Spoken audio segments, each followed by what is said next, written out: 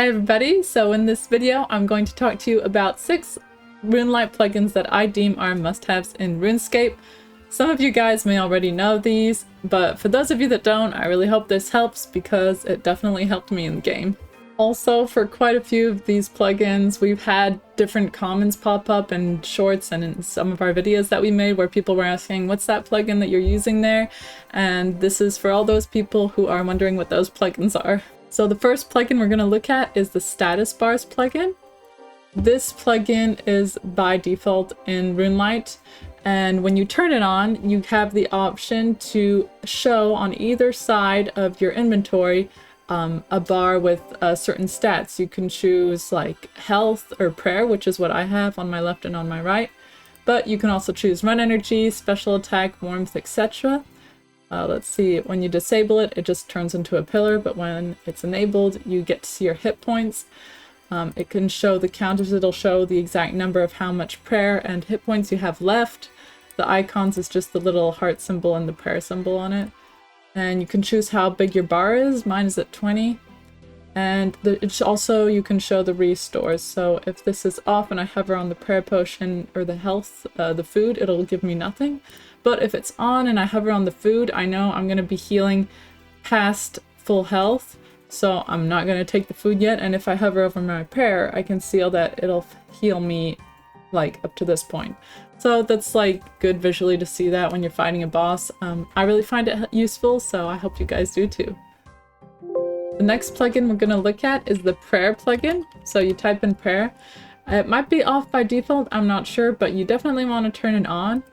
And what it'll do is if you activate this, click on this show prayer bar option, and I'll click on this one too.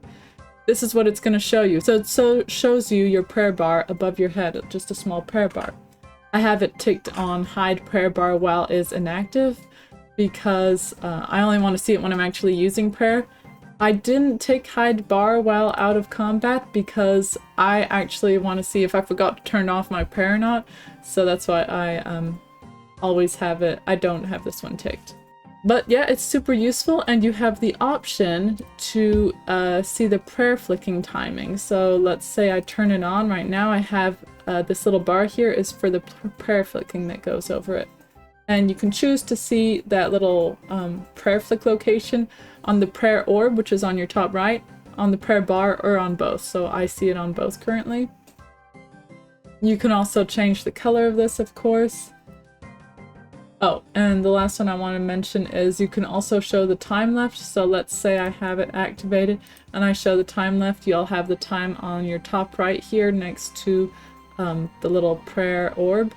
It'll tell you how much prayer you have, how much time with prayer you have left. So that's useful too. There's some other options in here. You can play around and figure out what you want most. But yeah, this is one of the plugins that is the most asked about. Like, we get a lot of comments in our videos about where this plugin is. Well, this is it, the prayer plugin. The next plugin we're going to be looking at is called Interface Styles. So here it is. When I turn it off, this is what the health bar above my head looks like, but when I turn it on, it looks fancy, it's easier to see. If you have to turn on the high detail health bar options that's in it. What's nice is that when you have this with the prayer, the bars match each other, so that's cool. So in a fight, you can see your prayer and your health right above your character's head. So interface styles, high detail health bars. So the next plugin I'm going to talk about is stretch mode. Not everyone will use this plugin. I know there's PKers who don't use it. Basically, if you play in the small version of Runelite, the small version of the client, you're probably not going to use this stretch mode. But if you're playing like full screen on a big computer like I am, you're going to want to use stretch mode. So I'll show you when I turn my stretch mode off, this is what happens. It becomes tiny chat box, tiny inventory. Yes, you could drag the inventory around and all, but look how small that is on the right side. It's a lot harder for clicks and all. So when I turn stretch mode on, it makes the inventory bigger, it makes the chat bigger, it makes just everything easier, easier to use. I just want to add, you can resize it. Mine's at 50% normally, but like if you want it really big, You can do like 60%. You can put it up. You can put it up even higher. Let's see, 80%. Yeah, you can make it like really giant. Whatever works for you and your clicks. You can make it really like 30% if you want, but yeah, 50% works good for me, and that's what I would recommend.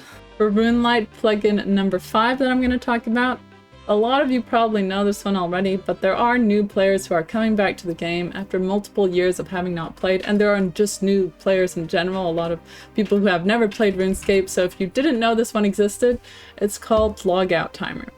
It's there by default in Runelite, and also by default it's at 5 minutes. So after 5 minutes of doing something idly, you're going to be logged out from the game. But you can put the idle timeout up to 25 minutes, which is the max. Ideally, you want at least 10, I think, because if you do mining stars, you can mine those stars for 10 minutes, and then if it's on 5 minutes, you're going to get logged out while mining the star. If you do 10 minutes, you can mine the whole level of that star. I do 25 minutes because I just started doing like AFK demon tiers in this video that I'm gonna just put up here on the right. And you can mine demon tiers there and logs for up to 25 minutes. So that's pretty cool for some passive wood cutting, but for the demon tiers especially. You also want maybe 25 minutes if you want to be growing kittens for death runes. Another reason you'd want 25-minute logout is if you're splashing magic to train magic, so put this up to 25 minutes and it might help you out.